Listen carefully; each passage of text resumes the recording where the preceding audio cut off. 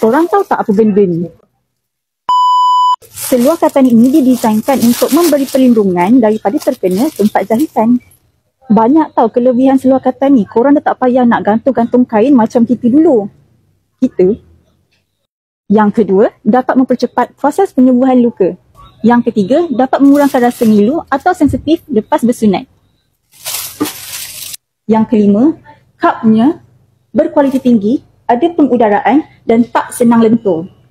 Bila masa sesuai untuk pakai seluar ni? Seluar ni boleh dipakai sejurus selepas prosedur berkatan. Boleh je terus pakai. Apa? Anak puan semangat? Kita punya seluar katan ni ada saiz daripada XS sampai triple XL tau. Tengok ni.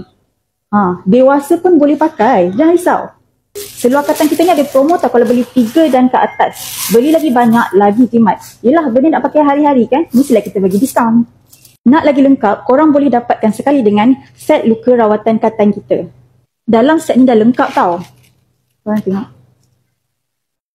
Nak dapatkan di mana? Boleh je dapatkan di mana-mana farmasi Kaisar berdekatan dengan anda.